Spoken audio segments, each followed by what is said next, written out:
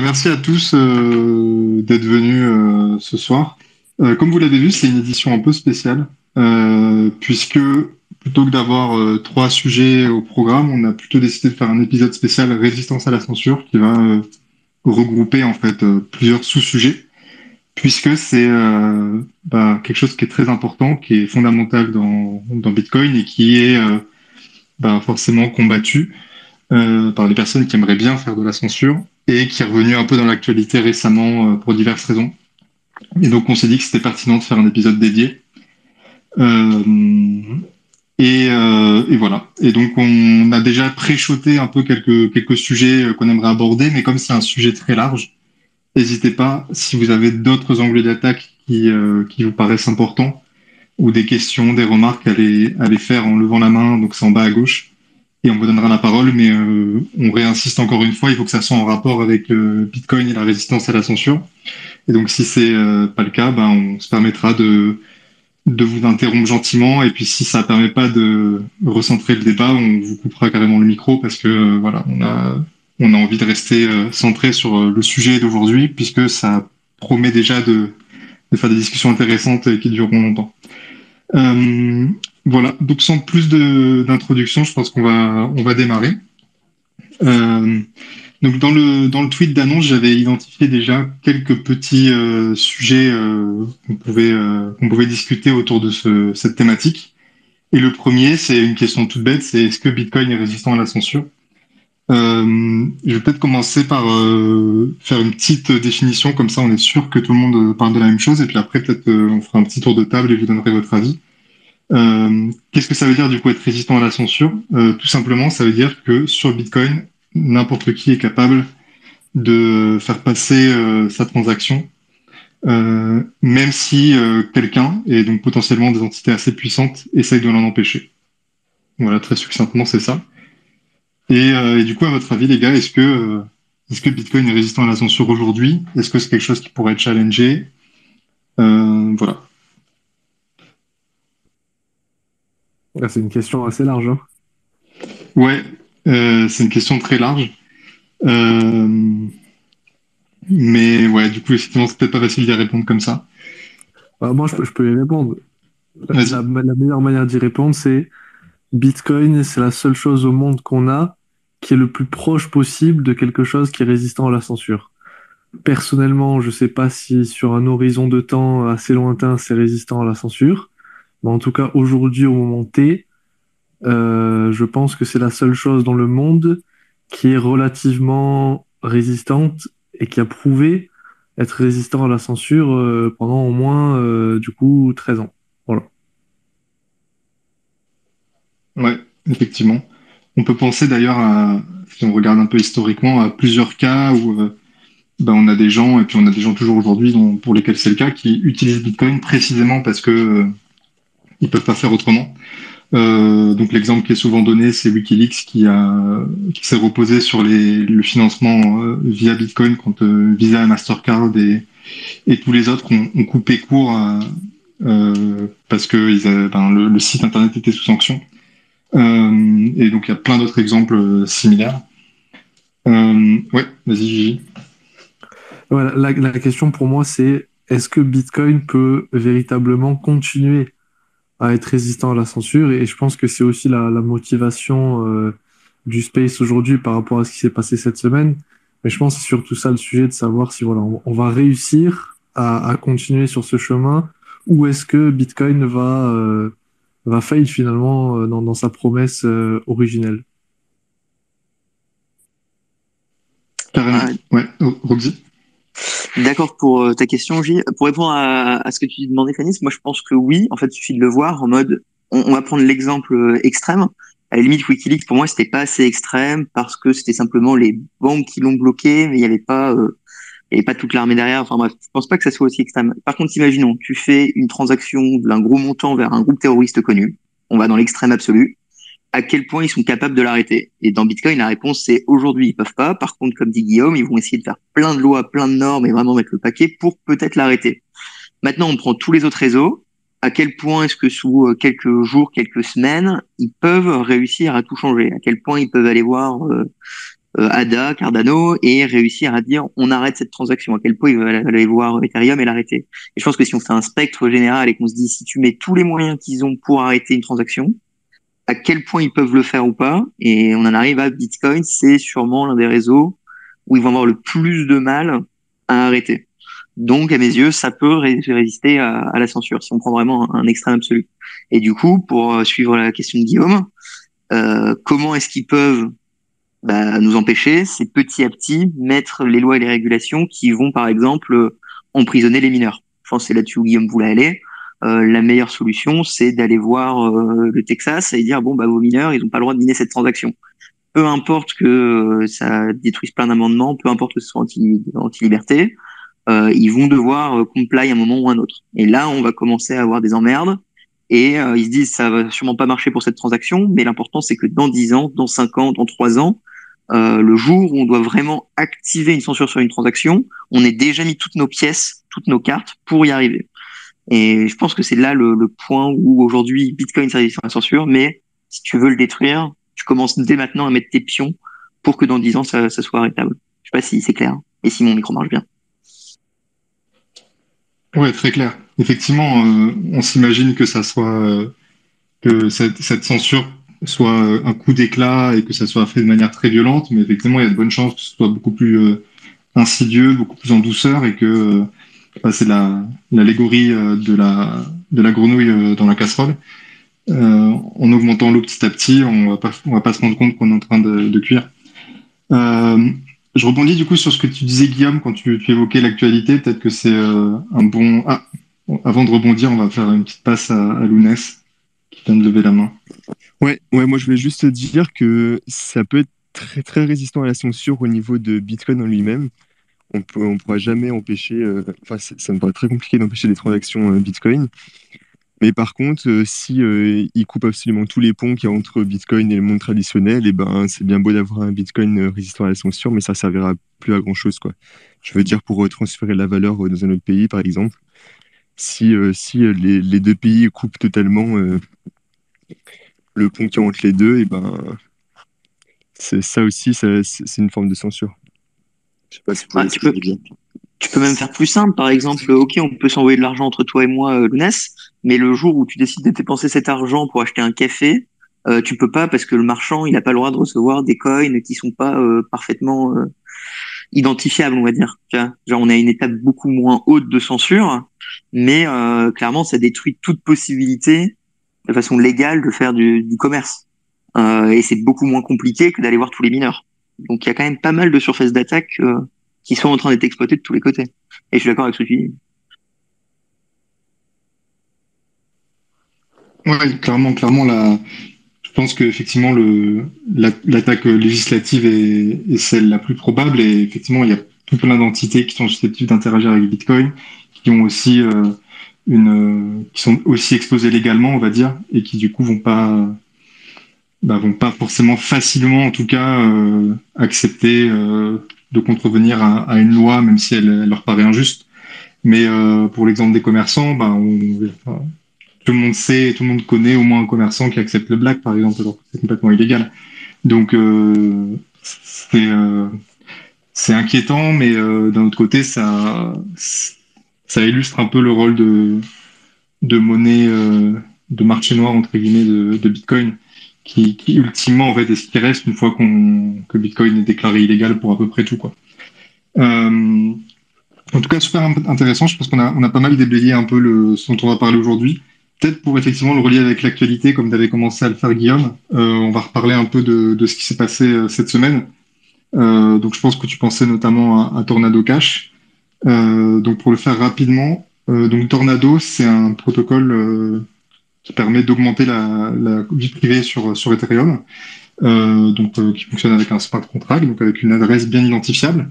Et a priori, donc c'est utilisé par à peu près plein de gens juste pour faire quelque chose qui est tout à fait légitime, qui est briser un peu le déterminisme entre des Ethereum qui reçoivent sur une adresse à un endroit et des Ethereum qui sont sur une autre adresse quelque part, pour essayer de faire en sorte que ce soit pas possible de l'extérieur de dire qu'en fait c'est la même personne.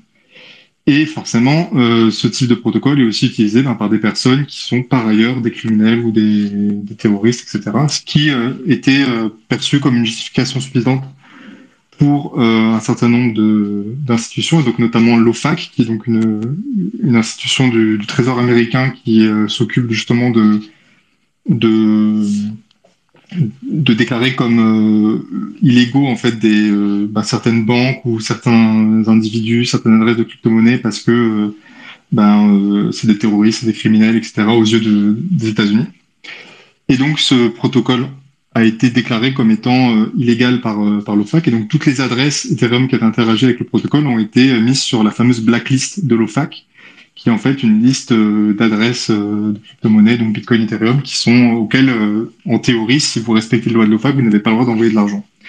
Et donc c'est important de constater aussi que ça concerne pas uniquement les Américains, puisqu'en fait il y a une extraterritorialité de la loi américaine. Donc en fait n'importe qui utilise des dollars est également soumis à ces règles-là, et donc ça fait tout de suite beaucoup plus de monde.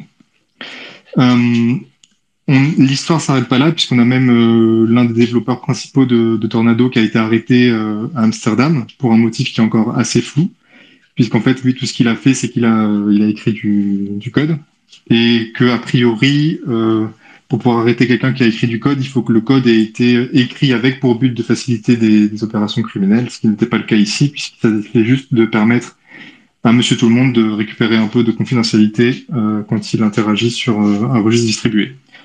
Donc ça, c'était un peu le début un peu de toute cette histoire.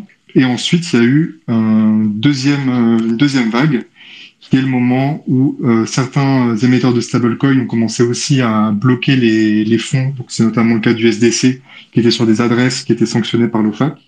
Et quand certains autres protocoles, ou bien en tout cas des entreprises derrière ces protocoles, ont elles aussi bloqué les adresses qui étaient sur la liste de l'OFAC pour se conformer avec la régulation américaine.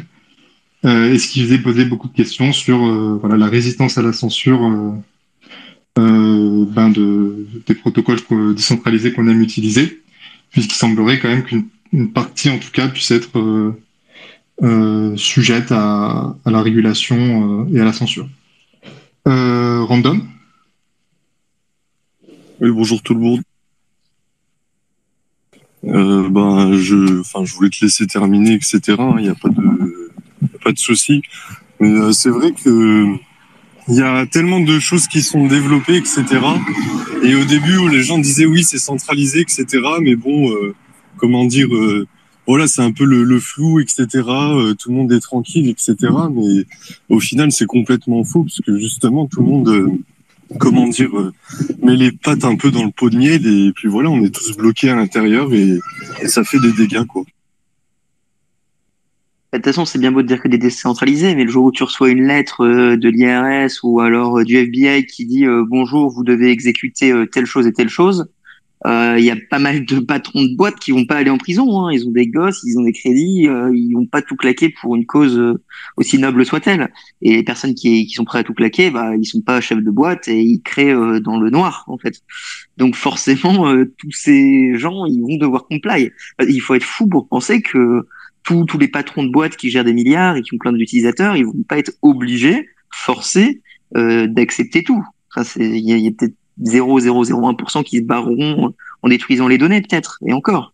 Euh, donc forcément, je pense que c'était Ava, peut-être que je dis une erreur, le protocole est décentralisé, mais derrière, l'organisme doit comply. Ça va être ça constamment. Et il faut s'attendre à ce que ça soit de plus en plus efficace, parce que comme le dit Fanny, ces sociétés sont obligées d'implémenter en fait des politiques de traçage, que ce soit pour le financement d'argent, blanchiment, financement terroriste, blanchiment d'argent ou évasion fiscale. Et donc finalement, si aujourd'hui ils n'étaient pas assez réactifs, ils vont voir une lettre qui va dire vous n'êtes pas assez bon, ou on vous retire votre permis, ou vous vous améliorez. Ils doivent faire du coup une deuxième proposition auprès de l'AMF par exemple en disant maintenant on va utiliser tels outils, ça va être plus efficace, et ils vont devoir s'améliorer. Donc là aujourd'hui, c'était un peu n'importe comment et tout le monde allait dans tous les sens. La prochaine fois, ils seront beaucoup plus efficaces, beaucoup mieux coordonnés. Et à chaque fois qu'on aura des attaques comme ça, ils vont devenir meilleurs et meilleurs et meilleurs. Exemple typique, Bitcoin Lyon, ils avaient leur propre système de traçage en interne qu'ils avaient développé. L'AMF a refusé et ils sont obligés d'utiliser la solution américaine. Et ben, ça va être standardisé pour un système qui sera très efficace dans le futur. Donc voilà. Ouais, on était vraiment dans, comment dire, moi je revois vraiment ça comme PayPal où avant, tu avais juste besoin d'un mail et tu pouvais, entre guillemets, voilà, envoyer de l'argent, etc. Ça paraissait révolutionnaire jusqu'au jour où, voilà, en fait, c'est centralisé. Donc, les mecs, ils peuvent take down n'importe qui à n'importe quel moment. Et c'est même pas forcément, comment dire, de leur intérêt. C'est vraiment enfin voilà, c'est les règles qui sont posées. Et malheureusement, les mecs là peuvent pas passer à travers, etc. C'est clair.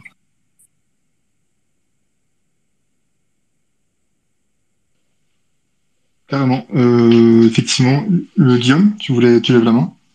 Ouais, ben, c'est marrant, tu vois, parce qu'on en revient exactement toujours à la même chose. C'est-à-dire, à la fin de la journée, le seul truc qui est important, c'est la culture, c'est les gens eux-mêmes. C'est-à-dire que tu peux faire ce que tu veux avec des protocoles, des smart contracts, et ça vaut pour Bitcoin aussi, hein, 21 million, blablabla. À la fin de la journée, si les gens ils sont pas prêts à défendre les valeurs dans lesquelles ils croient, ah bah forcément, tu peux pas résister à des logiques qui sont complètement biaisées contre les libertés des gens. Et on en revient encore une fois à l'importance des maximalistes. Ce qu'a dit Roxy, c'est extrêmement vrai. C'est-à-dire qu'un patron de boîte, quand il reçoit une lettre du FBI, toc toc toc, maintenant c'est soit tu traces les transactions, soit tu finis en prison. 99% des gens, ils vont dire, bah écoute, je vais tracer les transactions. Par contre, ce qui est intéressant et ce qui est important, c'est les 1% qui vont dire non et qui vont peut-être convaincre ensuite de 4, 5, 10% des gens de dire voilà, moi je refuse ça parce que c'est idiot et je suis prêt à aller en prison. Alors peut-être que c'est un bluff, mais en tout cas, il faut des gens comme ça qui soient capables de s'opposer à ce genre de choses. Et il se trouve que dans la communauté Bitcoin, il y a beaucoup plus de gens comme ça. Alors oui, voilà, en temps de paix, entre guillemets, ben, c'est des gens qui sont toxiques, c'est des gens qui peuvent être insupportables auprès de certains autres utilisateurs, même si la majorité sont très gentils. Et donc vraiment, tout ça, ça reste une histoire de culture, c'est culturel. Et au final, c'est un peu triste à dire, mais même pour Bitcoin, hein, on pourra essayer de construire des solutions de privacy, des CoinJoin, du Lightning, tout ce que tu veux. À la fin de la journée, si au niveau politique, on n'arrive pas à faire changer les choses, sur ce principe même de KYC, de tracer les fonds, de CBDC, etc. Si au niveau culturel, on n'arrive pas à reverse le chemin dans lequel on va, tout ça, ça aura servi à rien. Exactement. Je suis complètement d'accord avec toi et je rebondis parce que c'est tous ces événements récents là qui ont lieu plutôt sur Ethereum dont on a parlé. Ils ont conduit à une sorte de prise de conscience côté Ethereum du fait que bah là ils vont vers la proof of stake et donc ça va être carrément le protocole qui bah, si certains acteurs ont trop de stake et décident de respecter les lois même injustes, bah, c'est le protocole Ethereum entier qui potentiellement peut devenir censuré.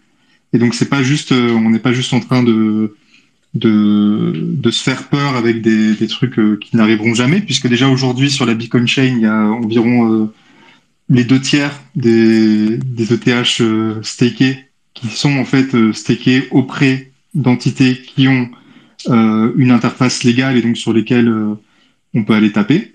Et donc ça conduit à plein de questionnements donc qui sont, je trouve, un peu tardifs parce que en fait, ça fait des années que les bitcoiners toxiques maxi alertent sur ça.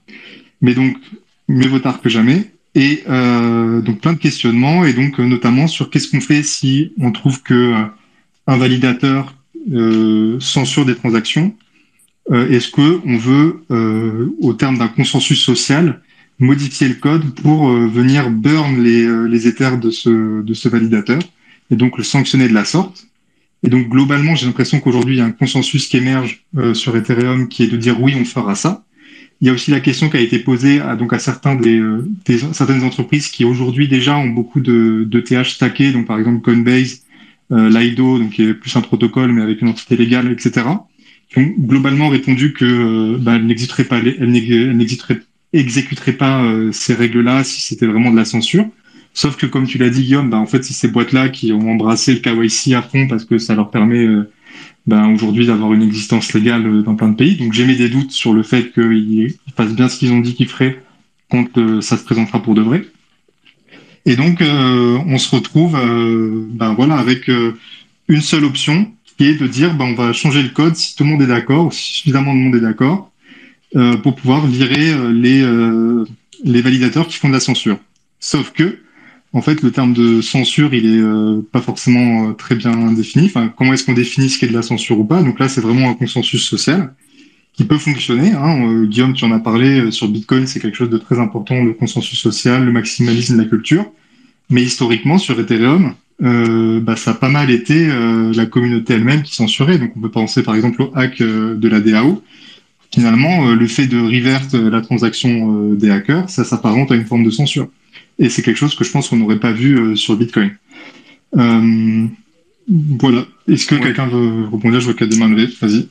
Ouais, ma question par rapport à ce que tu viens de dire, c'est du coup, c'est des grosses boîtes chez lesquelles des particuliers peuvent déposer un nombre d'Ethers moins important que les 32 pour pouvoir staker, quoi. Et ces Ethers-là sont bloqués. Et si la boîte en question fait de la censure et que le consensus décide de burn les coins, en fait, ça va burn les coins des particuliers qui n'ont pas forcément été d'accord avec cette censure-là. Et ils y ont pensé à ça un petit peu? Voilà, Bah, ça, de toute façon, si tu burns des coins de manière aussi artificielle, tu peux très bien dire que on va pas les burn, on va juste revert la transaction du particulier qui déposait sur l'adresse de Coinbase, par exemple. Et donc cette transaction n'aura jamais lieu. Et le particulier va récupérer ses coins. Et on va lui dire attention, la prochaine fois, ne déposez pas sur des validateurs qui risquent de censurer. Donc, tu vois, à partir du moment où tu fais quelque chose d'aussi arbitraire que de brûler la stake d'un validateur, tu peux très bien bah, la recréer, enfin, tu vois, la recréditer en tout cas à son propriétaire originel. Ça pose pas ok, vraiment de souci. ça marche. Mais je Random? pense que c'est un peu, comment dire, enfin, ça sert à rien de perdre un peu du temps, entre guillemets, sur Ethereum. Enfin, je veux pas être méchant en disant ça, mais enfin, ça fait un moment, voilà, qu'il y a eu des histoires de censure. Il n'y a pas eu que sur le hack. T'as eu, enfin voilà, t'as eu plein de DEX, dont Uniswap. Enfin, t'as eu pas mal de choses, même OpenSea, etc. En gros, t'as plein de fonctionnalités d'Ethereum qui sont déjà censurées, enfin, dans tous les sens. Et enfin, je pense que franchement, ça sert à rien d'essayer de trouver une solution pour le proof of stake, etc. Et ce que je voudrais dire par rapport à, comment dire, à l'espèce de régulation de masse qui pourrait arriver, c'est que tôt ou tard, ça capotera de toute façon, puisque t'as toujours, comment dire, des personnes qui vont travailler au black, t'auras toujours des personnes qui vont avoir du risque, etc., enfin, qui voudront avoir l'appât du risque, etc. Donc, je pense que justement, grâce au système pair à pair, ça va faire que on aura plusieurs systèmes. Bon, ok, ça va être très compliqué de pouvoir, comment dire, passer d'un système entre guillemets white à un système black, etc. Mais tôt ou tard, de toute façon, il y aura des passerelles qui vont se créer, puisque c'est connu en fait. Même les banques, enfin, je crois que c'était Christine Lagarde ou je sais plus quelle banquier central qui avait dit que si on arrête du jour au lendemain tout ce qui est la finance entre guillemets black, donc personnes qui sont payées au black, etc., ça pourrait même, comment dire, faire tomber en fait l'économie globale, parce qu'il y a il y a une masse d'argent qui est énorme, quoi. Donc, enfin voilà, je sais pas trop comment voir ça, parce que je sais que de toute façon il y aura toujours une solution qui émergera, quoi.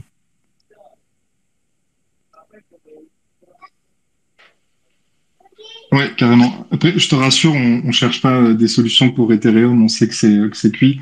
C'est juste un tremplin pour voir un peu comment ça pourrait s'appliquer sur Bitcoin. Euh, Ce genre de choses, notamment de la censure sur les mineurs, je pense que ça va être un sujet intéressant à discuter aujourd'hui. Mais effectivement, on sait tous que c'est déjà foutu pour Ether, à part s'il faut marcher en arrière à toute vitesse, et encore. Roxy et John, vous vouliez intervenir aussi? Ouais. Moi, alors j'ai du mal à me rendre compte, mais j'ai vu quelques réactions. Alors je suis désolé de le dire, mais je vais devoir dire de crypto bro parce que pour moi ça me semble. Enfin, ils sont là que pour le pognon, quoi. Alors c'est pas un mal en soi, mais qui ont complètement adhéré en fait à la narrative que c'est utilisé que Tornado Cash est utilisé par 35% pour le blanchiment d'argent, etc. Alors moi, Je veux dire, je sais pas quoi dire. Franchement, je sais pas par quel sens on doit le reprendre. Je dis, mais qu'est-ce que vous faites là, quoi?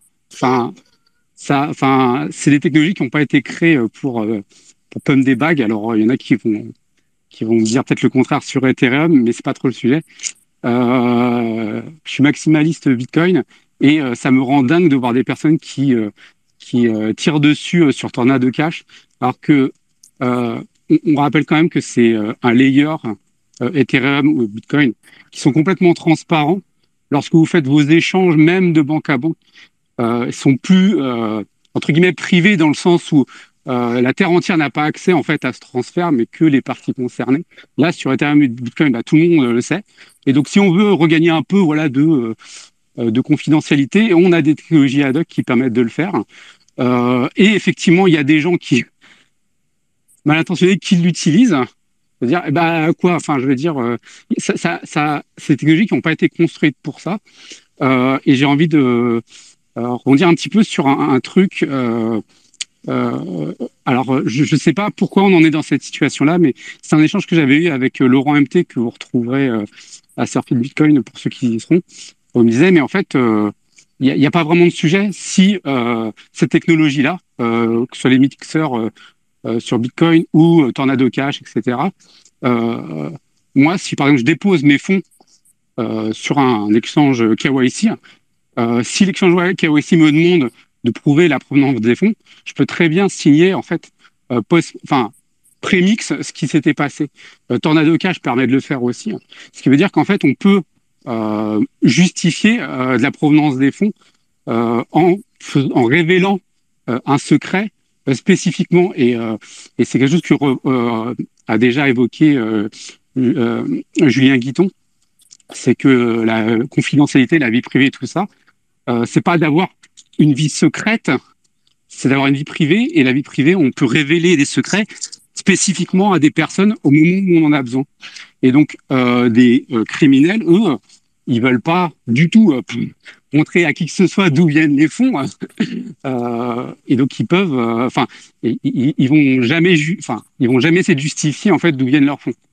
Alors qu'un utilisateur lambda, s'il est contraint de vendre sur du KYC, dans l'absolu, il peut prouver d'où viennent ses fonds. Donc là, on est dans une situation où, en fait, on dit que tout le monde est coupable. En fait, en gros, à partir du moment où tu utilises un mixeur ou Tornado Cash, etc., vous êtes coupable par défaut. C'est une heuristique on-chain qui est un peu, enfin, Laurent MT pourrait le décrire mieux que moi, mais complètement naïve et qui part du principe, encore une fois, que dès qu'on touche à ce genre de truc, on est des criminels. Alors qu'on veut juste, voilà, on veut juste retrouver un peu ce côté un peu cash, etc., qu'on retrouvait, qui a pendant très longtemps n'a jamais posé de problème. Mais là, maintenant, apparemment, il faut que tout soit transparent aux yeux de tout le monde. Et que même le fait de la capacité de pouvoir prouver d'où viennent les fonds, bah, c'est pas suffisant. Il faut que tout soit transparent. Bah voilà, on en est dans une situation qui est un petit peu incompréhensible. Donc voilà, c'est un peu le coup de gueule que j'ai contre ces personnes qui adhèrent complètement cette histoire de ce truc-là, il a été construit pour les criminels, alors que c'est absolument pas le cas. Je comprends pas pourquoi des gens adhèrent en fait à cette narrative, quoi. Alors c'est naïf, je pense. Si je peux me permettre, et donc faire l'avocat du diable ou soutenir les crypto-bros, faut simplement comprendre que c'est une question de pognon. À partir du moment où le protocole peut être censuré, les transactions peuvent être réversibles, à partir du moment où tu as un go des régulateurs, des banques centrales, des politiciens, parce qu'ils disent « Ok, en fait, ça c'est bon, maintenant, on peut faire ce qu'on veut », la quantité de thunes qui peut tomber dans le protocole est absolument colossale. On est ridicule en termes de market cap. Et le jour où toutes ces banques, tu leur retires le risque du criminel, tu leur retires le risque que c'est mal, ils ont une autorisation de placer de la thune beaucoup plus grosse qu'aujourd'hui. Simplement parce que du coup, ça devient moins risqué. Et du coup, un mec qui est pas là pour les mêmes combats et valeurs que nous, mais qui est là pour faire de la thune, et clairement, s'il doit choisir entre un Ethereum censurable ou un Bitcoin censurable, un Bitcoin ou un Ethereum non censurable, il va toujours choisir celui qui est censurable parce que ça va permettre d'avoir beaucoup plus de market cap. Et je pense que comme tu le dis, comme Guillaume le disait, c'est juste une question de culture. Et faut pas sous-estimer à quel point emprisonner Bitcoin ou Ethereum peut permettre que le protocole il passe au niveau supérieur en termes de thunes et d'argent.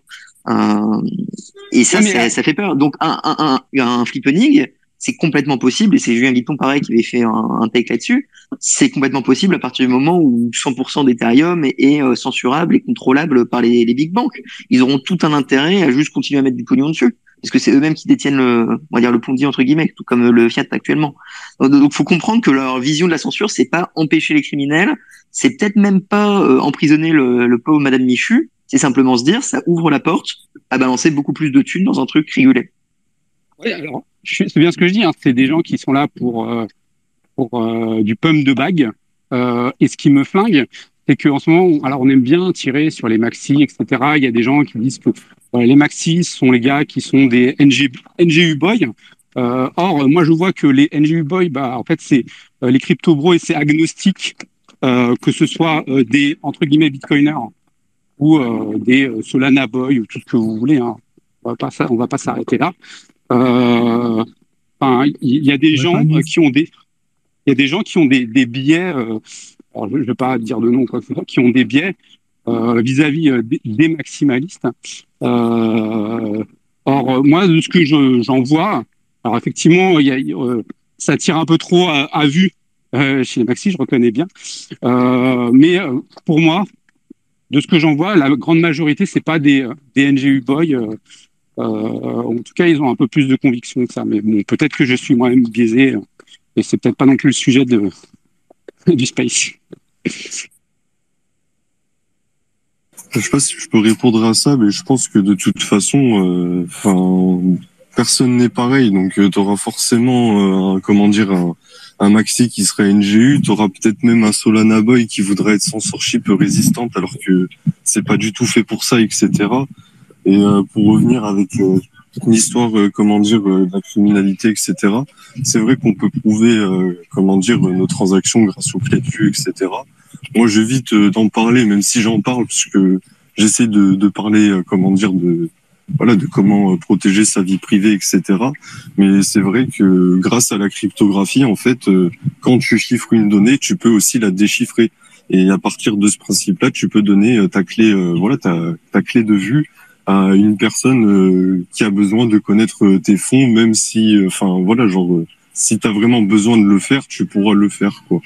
Et ça me fait rire d'entendre des gens croire que, les protocoles là sont faits pour le blanchiment d'argent, parce qu'à ce moment-là, faudrait me dire que comment il s'appelle, Pablo Escobar aurait fait HTTPS, quoi.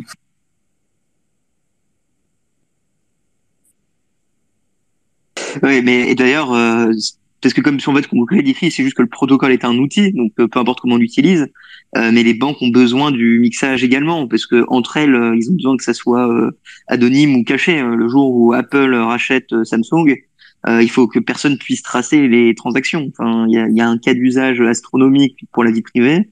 Et c'est bien les banques qui en ont besoin autant que toutes les autres sociétés au monde et tous les politiciens et absolument tout le monde. Donc c'est très ironique de leur part, je parle des régulateurs, euh, d'attaquer autant la vie privée et ses outils alors que eux-mêmes les utilisent constamment. Et un député, quand on lui donne son ordinateur de boulot, il y a tous les logiciels qu'on utilise, hein, et il est sûrement mieux sécurisé que nous et plus privé que nous. Donc d'un côté, il écrit avec un ordinateur extrêmement bien protégé des lois pour moins bien protéger tout le monde. Donc, l'ironie, elle est un peu, elle est là de mon côté, mais bon, on va pas changer le monde aujourd'hui, comme le dit Guillaume, ou ça va prendre du temps. Je vois qu'on a plein d'intervenants là, Easy, Guillaume également.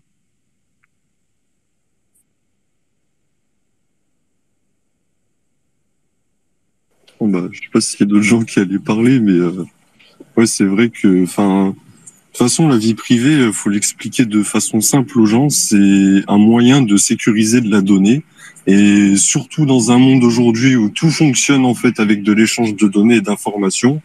En fait, c'est essentiel d'avoir de la confidentialité.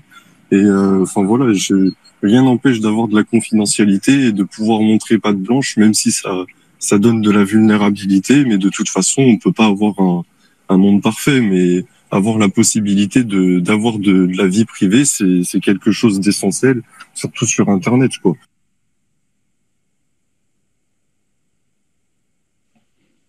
Rémi Forte est complètement. parti, mais Ah oui, ça a été chaotique, là, on a été trois en même temps. Je par disais, contre, excusez-moi, juste, par contre, j'avais vu, et je sais pas si on peut le confirmer, mais que Infura, en fait, bloquait également les transactions sur Oui, Tornado Cash. Et ça, c'est un truc, alors bon, on va pas dire, je vous l'avais bien dit et tout, ça n'a aucun intérêt, mais souvent on répète l'importance d'avoir son nœud, et de temps à autre, enfin, au dernier Surfit Bitcoin, quand j'avais fait ma présentation, j'expliquais un peu le modèle de menace et pourquoi avoir son nœud. Et on est typiquement arrivé sur la matérialisation de ce risque, puisque en utilisant le nœud d'Infura, voilà, on s'expose à leur propre capacité à censurer les transactions. Donc, vous pouvez utiliser d'autres nœuds si vous le souhaitez. Mais le mieux encore est d'utiliser son propre nœud. On se moque beaucoup du nœud Ethereum, mais honnêtement, je pense si il y a des gens qui utilisent Ethereum régulièrement, qui manipulent beaucoup de fonds, etc., renseignez-vous, utilisez pour déployer un nœud Ethereum. Je pense pas que ce soit si compliqué que ça. Il vous faudra juste un PC.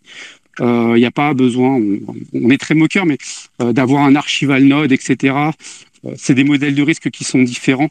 Donc voilà, c'est vraiment un conseil que moi je vous apporte. Il y a aucune moquerie ou quoi que ce soit. Infura, ils bloquent des transactions, ils vont en bloquer plus à l'avenir. Donc méfiez-vous voilà. Méfiez-vous de ça, clan.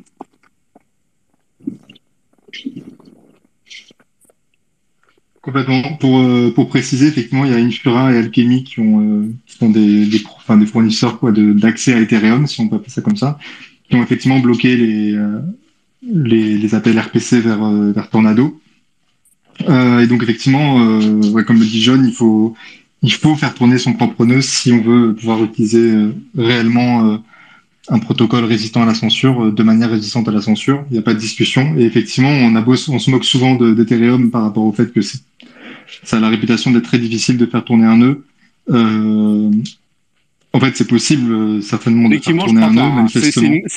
Voilà, Je crois que c'est une moquerie assez injuste. clairement. En tout cas, le full node classique, je pense que c'est possible. Ouais, moi, j'ai envie de continuer Et de me moquer quand même. Donc, je continuerai de me oui, moquer. Oui, non, mais en fait, notamment. Et puis, c'est être taquin, ce genre de choses. En soi, on peut se moquer, on se moque bien de nous, il y a pas de souci. Mais après, il y a le conseil, c'est-à-dire, bon, vous pouvez le faire. Après, il y a le truc, c'est que si vous êtes sur 15 000 protocoles, si vous devez faire tourner 15 000 fois, enfin 15 000 nœuds, alors c'est peut-être pas utile, mais vous comprenez un peu l'histoire. Au bout d'un moment, vous vous rendez bien compte que si vous vous intéressez à 10 protocoles, vous n'allez pas faire tourner 10 nœuds pour faire la moindre de vos transactions, quoi. Après, il Surtout y a qu'il y en des a où vous problèmes. pouvez pas. Surtout, il y a des trucs genre Solana, etc. Je crois que il y a même pas d'histoire. Le nœud comme tel n'existe pas, quoi. Enfin, le full node enfin, moi, j'en fais classique. tourner quelques-uns. J'en fais tourner quelques-uns dans mon garage quand même de Neo Solana. Ça marche pas trop mal, je dois dire. Oui, mais toi, t'habites à Chambord, c'est pour ça. Par contre, je voulais dire un truc par rapport au nœud Ethereum. Faites attention quand vous en lancez, puisque c'est pas possible de lancer un nœud Ethereum avec Tor. C'est, j'ai vu ça il y a pas longtemps. Donc, si vous faites un nœud Ethereum, déjà, ça veut dire que vous devez savoir que vous allez vous doxer en allant broadcast vos transactions. Et je voulais revenir enfin, vite fait sur Tornado Cash. Moi, je trouve que, enfin, c'est un peu drôle pour, de ma vision sur ce qui s'est passé, parce qu'il y a quelques mois, ils avaient intégré en fait un oracle de Chainalysis où ils bloquaient justement les fonds FAC pour pas qu'ils rentrent dans le mixeur. Et là, comment dire, bah, ils sont fait bloquer directement par la OFAC. Si vous voulez, bah, je vous mettrai les sources. Et du coup, ça fait que, enfin, dans la logique, tu pouvais pas du coup retirer de fonds, comment dire, de Tornado, ou même en déposer, puisque, comment dire, Tornado était déjà considéré comme quelque chose de OFAC. Et eux, ils avaient un oracle dans, comment dire, leur contrat, etc., qui faisait que, enfin voilà, en gros, ça marche pas. Enfin, c'est, comment dire, c'est censuré puisque, enfin, le smart contract, en fait, il écoute l'oracle, et si ton adresse elle est blacklist, et ben tu mixes pas ou tu withdraw pas. Comme quoi, à chaque fois qu'on me dit embrasser la régulation, enfin montrer patte blanche, ça marche pas. Hein. C'est jamais suffisant. Bon, clairement, là, on a un groupe de maxi qui essayent de défendre Ethereum et de proposer des solutions pour pas que ça perde. Parce que sinon, j'ai l'impression que si Ethereum perd, Bitcoin perd. Je sais que c'est une blague, hein, mais c'est l'image qu'on donne là. Question, est-ce C'est qu'on surtout pourrait faire... que Vas-y. il faut pas taper sur un homme à terre, c'est pas bien. Moi, ça me fait surtout peur pour tous les milliers d'utilisateurs qui vont se faire avoir. Question, est-ce qu'on peut faire pareil sur Bitcoin? À quel point, du coup, tu parlais des 60% des mineurs, est-ce qu'on pourrait attaquer ça? Est-ce qu'on pourrait même le faire en mode les transactions doivent être faites que par des mineurs qui sont écologiquement verts? À quel point on est vulnérable? Je sais que John ou Fanny, vous avez déjà lancé le sujet sur Twitter, Guillaume également. Je suis chaud pour qu'on bouge vers cette discussion. Carrément. Je sais pas si du coup, Guillaume, je vois que l'intervenant, si tu veux peut-être exposer un peu, tu avais fait un thread sur le sujet, donc le schéma d'attaque potentiel, et puis on peut en discuter ensuite. Ouais, salut les gars.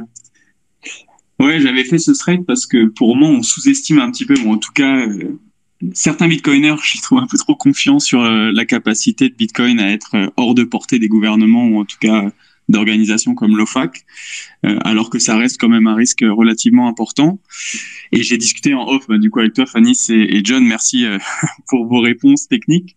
Mais en gros, je vois quand même un scénario apocalyptique où tu as plus de 50% des mineurs, donc du hash rate, qui seraient aux États-Unis et où ces mineurs devraient se plier aux exigences de l'OFAC. Donc ça, au pire, on se dirait, ça fait un simple fork et puis le marché décide quelle chaîne OFAC ou non OFAC il choisit. Mais le deuxième vecteur d'attaque, au final, en parallèle qui pourrait arriver, c'est si en plus, tu as aussi les plus gros exchanges qui décident de ne pas lister le coin qui circule sur la chaîne non-OFAC, donc post-fork. Et du coup, là, pour moi, c'est très différent de ce qui s'est passé en 2017 avec Bitcoin et Bitcoin Cash, par exemple, où au final, le marché avait décidé.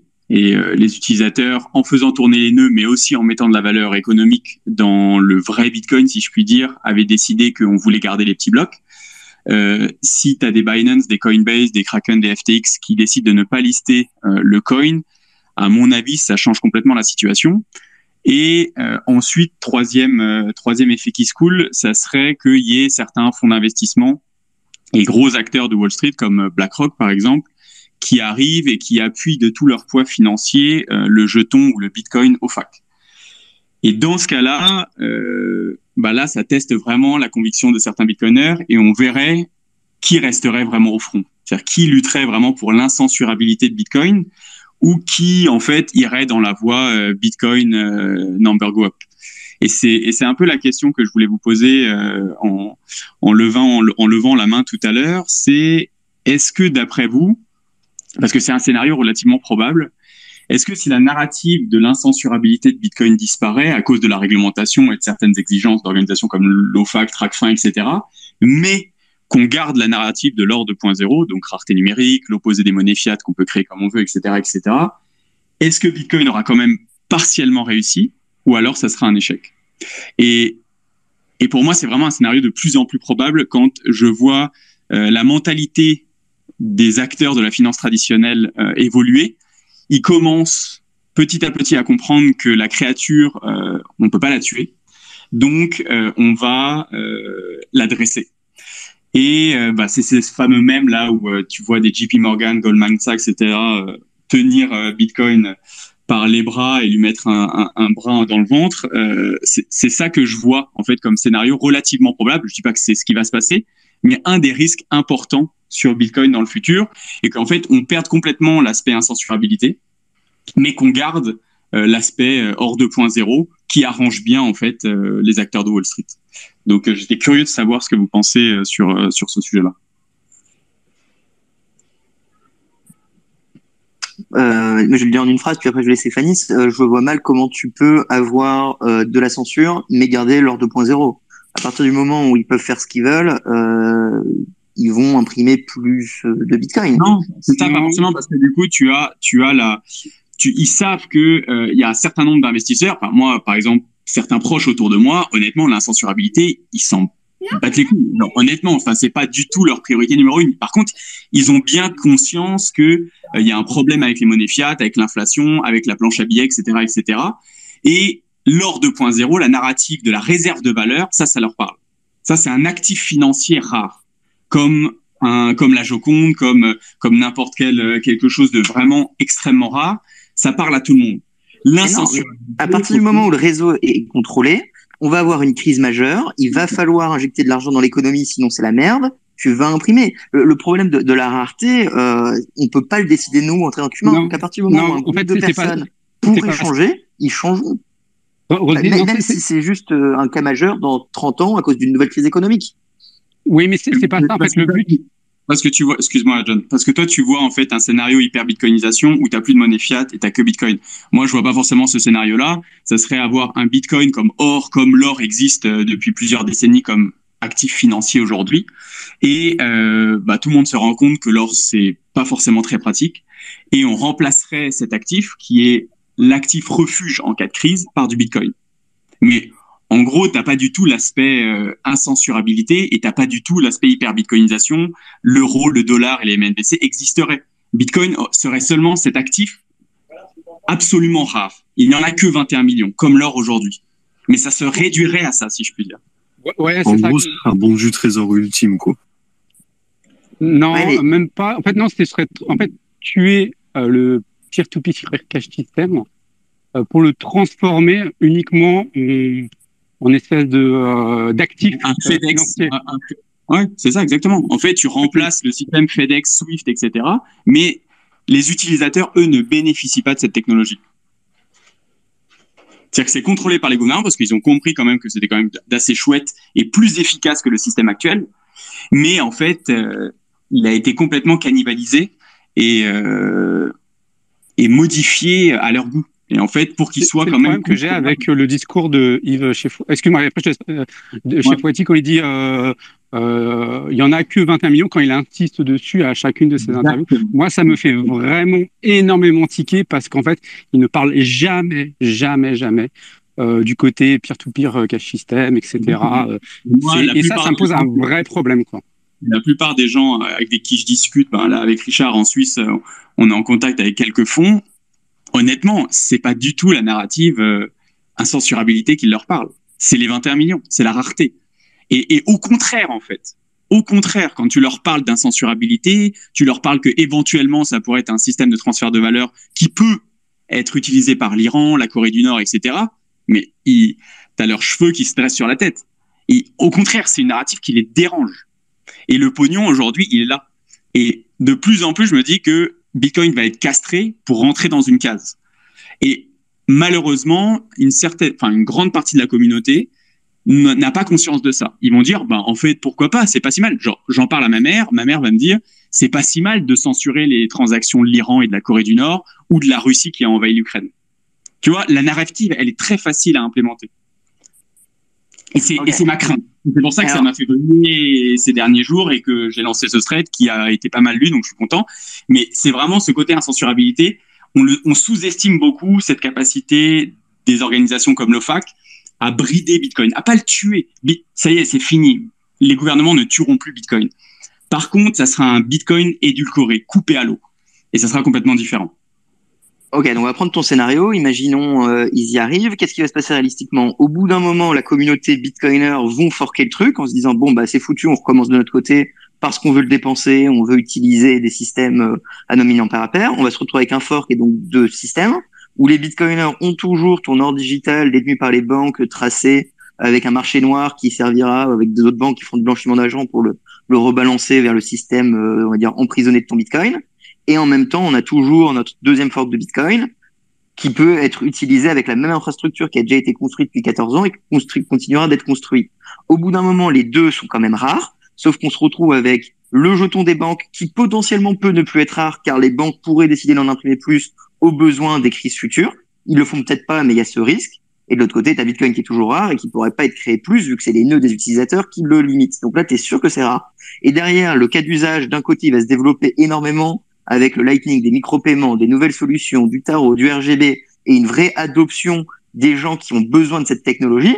Et de l'autre côté, tu n'auras pas d'adoption. Ce sera un projet qui sera mort, enfermé dans des multisigs extrêmement sécurisés par des banques.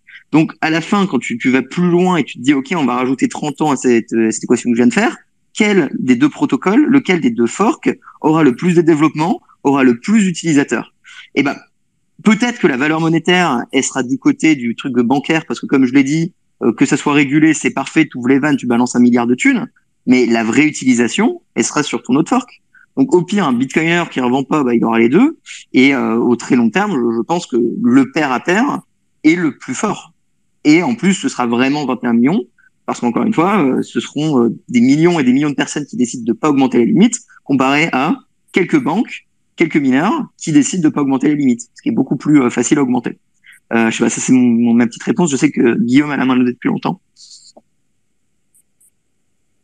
Non, mais pour répondre à la question originelle de Guillaume, et vous l'avez tous un peu abordé sans le mentionner, et pour moi c'est pour ça que vous manquez tous le point le plus important de cette histoire, et j'y reviens souvent parce que moi je trouve que c'est très symbolique, mais il y a Bitcoin avec un B majuscule qui est le réseau, et Bitcoin avec un B minuscule qui est l'asset.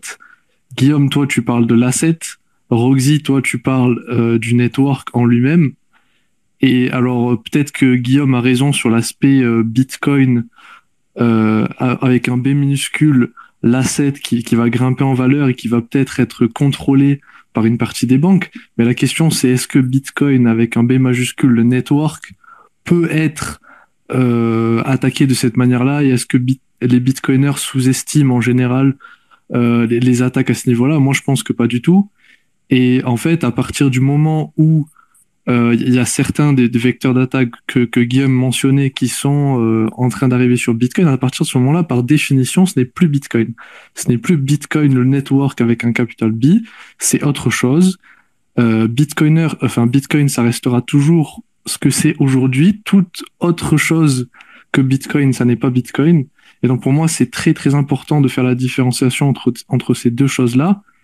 Et Bitcoin, minuscule, l'asset sans le réseau derrière, ça n'est pas Bitcoin, ça ne vaut rien. Et donc, pour moi, forcément, c'est ça le plus important, c'est le network en lui-même qui est vraiment important. Ouais. Excuse-moi, je me permets, mais c'est la question en fait. C'est la question, et personnellement, moi, c'est une des questions que je me suis posée et à laquelle j'ai eu le plus de mal de répondre quand je me suis intéressé à Bitcoin. C'est qu'est-ce que le vrai Bitcoin en fait? Qu'est-ce que le vrai Bitcoin? C'est celui le réseau, c'est pas l'asset. C'est ça que je te dis. Non, mais quel est le vrai réseau? Parce que tu vois, est-ce que ça va être celui qui est listé comme Coinbase comme Bitcoin sur Coinbase et Kraken? Est-ce que ça va être celui avec le plus d'utilisateurs actuellement? Comment? C'est celui qui est sur ta node actuellement. Exactement. C'est un choix très personnel. Mais donc, du coup, ça sera ton Bitcoin à toi. Mais en fait, pour moi, ce qui est dommage, c'est si le Bitcoin qui est, par exemple, le plus utilisé, qui a le plus de valeur, qui est listé comme Bitcoin sur les plateformes. C'est pas Bitcoin, c'est ça que je veux te dire, c'est que ça sera pas Bitcoin. Oui, mais en tout cas, en fait, on est quand même dans un projet collectif. Et moi, ma vision et tout ce qu'on fait, je pense que c'est pour propager de la connaissance et faire que Bitcoin soit le vrai Bitcoin, en tout cas ton Bitcoin, soit utilisé par le plus de personnes possible. Et pour moi, ça serait un échec si ce Bitcoin, le Bitcoin d'origine, si je puis dire, genre la rareté et l'incensurabilité, n'était utilisé que par un petit groupe d'individus comme à la base de Cypherpunks. Et c'est ça, en fait, sur le vrai sujet. C'est comment on réussit à avoir le vrai Bitcoin vraiment utilisé par le plus d'utilisateurs possible, listé comme Bitcoin sur Kraken, Coinbase, etc., ayant le hash rate le plus important, etc., etc. Parce que sinon, pour moi, ça sera un échec. On n'a pas besoin, c'est pas la promesse originelle. C'est pas la promesse originelle de Bitcoin. Et je pense que c'était vraiment, en fait, j'ai horreur de cet argument d'avoir le plus de gens possible qui utilisent Bitcoin et tout. C'était exactement l'argument. Je parle pas de toi, Guillaume. Hein, non, vas-y. Cette mentalité des big blockers en 2017 de dire voilà, les transactions sont trop longues, etc. Ça ralentit l'adoption. Ça ralentit le fait que beaucoup de gens peuvent l'utiliser, etc. C'est compliqué, blablabla. C'est toujours le même argument. Et c'est comme l'argument du flipping, c'est oh là là, qu'est-ce qui se passe si Ethereum flip Bitcoin? Pour moi, en tant que quelqu'un qui partage les valeurs de Bitcoin, c'est pas une question de prix, c'est pas une question de l'asset Bitcoin avec un B minuscule, c'est la question de est-ce que la promesse originelle du réseau, un réseau pair à pair, fonctionne. Moi, si Bitcoin demain il est listé nulle part, qui vaut 100 dollars, mais que je peux quand même l'envoyer à Fanis sans intermédiaire, pour moi, c'est ça la promesse de Bitcoin. Alors oui, absolument, Guillaume. Ça serait 10 000 fois mieux si dans 50 ans, il y a 7 milliards de personnes qui utilisent Bitcoin, c'est l'hyper-bitcoinisation, etc. Et évidemment qu'on essaiera tous d'aller vers ça, mais vraiment la promesse de Bitcoin, c'est au niveau du réseau, et c'est pour ça que j'ai répondu à ta question, c'est que tant que le réseau est maintenu, la promesse de Bitcoin est maintenue, peu importe ce qui se passe sur l'asset en lui-même. Et c'est vraiment ça qui est important, pour moi en tout cas. Moi, je vais compléter le truc. C'est que ça, c'est au delta. Enfin, c'est pas vraiment au delta. C'est quand on voit les gens qui sont, on va dire, d'accord sur le fait que Tornado Cash, c'est le mal, etc. Et qu'ils accepteraient, en tant que simple utilisateur, un Bitcoin censuré parce que c'est très très mal de faire des transactions à des méchantes personnes. Ce serait triste. Mais en même temps, on peut pas y faire grand-chose. Hein. On se doute bien que si ça devait avoir lieu, il y aurait des utilisateurs qui utiliseraient ce Bitcoin propre, contrôlé. Et la nuance, c'est que, en fait, moi personnellement, ce Bitcoin ne m'intéresse pas. Et je sais qu'il y a d'autres personnes où ce Bitcoin ne les intéresse pas non plus. Et l'autre aspect, c'est que il faudra bien avoir conscience que si ce Bitcoin, compliance / NGU a beaucoup de valeur, les mineurs intéressés à gagner de l'argent, ils vont miner en fait cette chaîne ils vont généralement miner plus sur cette chaîne. Nous, en tant que bitcoiner, vrai de vrai, on acceptera, sur le papier, de payer plus cher nos transactions pour inciter les mineurs à aller sur ce vrai Bitcoin pour renforcer la chaîne, puisque si on a une chaîne trop faible, un gouvernement peut en profiter pour demander à des mineurs au fac d'aller miner, de faire des double spend, de genre de choses sur le vrai Bitcoin. Et donc il faudra être prêt à payer plus cher pour inciter les mineurs à venir sur notre chaîne. Je pense que vous oubliez pas mal de choses quand même, parce que au final, s'il y a un espèce de fort comme ça qui devrait vraiment se passer, Bitcoin, ça reste un réseau décentralisé, donc c'est dans plusieurs États, etc. C'est juste proposé par les États-Unis, et comme on voit déjà dans les circonstances actuelles, il y a de plus en plus de pays qui vont pas vouloir vraiment comply avec les États-Unis, etc. Et vu que en même temps, ça fait que Bitcoin est déjà une économie qui est déjà internationale, si tu viens foutre un fork comme ça veut dire que en fait c'est plus international. Donc moi je comprendrais même pas pourquoi les autres pays, etc. voudraient accorder ça, quoi. C'est complètement illogique.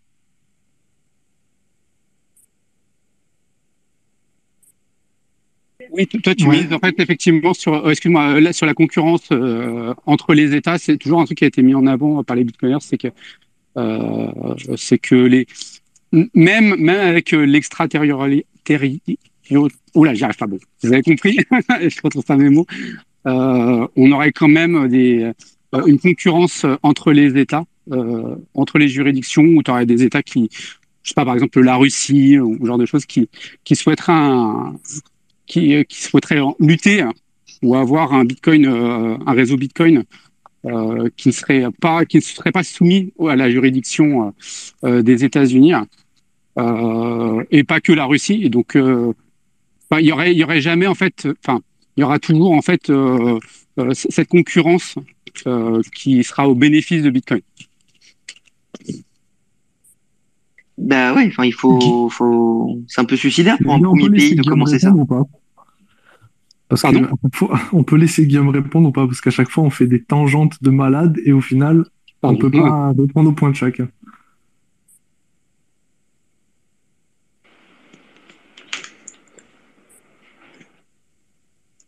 Bah, au final, non, j'étais d'accord sur tout ce qui vient d'être dit. Après, le réseau Bitcoin pourrait être, enfin, c'est vraiment la censure qui va être un point déterminant. Et comme je disais, de ne pas tuer la bête, mais de l'enfermer. Et, et le point crucial qu'on a vu là ces dernières semaines avec la faillite de certaines boîtes sci-fi, Voyager, etc. Voilà, certains Bitcoiners ont appris que quand ils détenaient pas leurs clés, ils détenaient pas vraiment leur Bitcoin. La leçon Not Your Nodes, Not Your Rules, je crois qu'elle n'a pas encore été apprise, en fait. Et c'est malheureux qu'il faille vraiment se brûler pour connaître la douleur. Et c'était un peu le but de mon thread et mon intervention là dans ce space, c'est ayez votre nœud, quoi. Parce que quand ça sera trop tard, ça sera trop tard, en gros. Donc, ayez un nœud chez vous.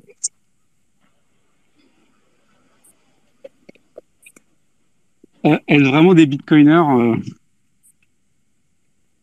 J'ai Julien, le prochain qui coupe la parole.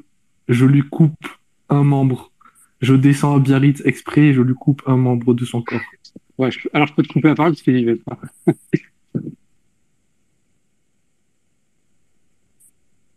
Fanny, vas-y, mon frérot.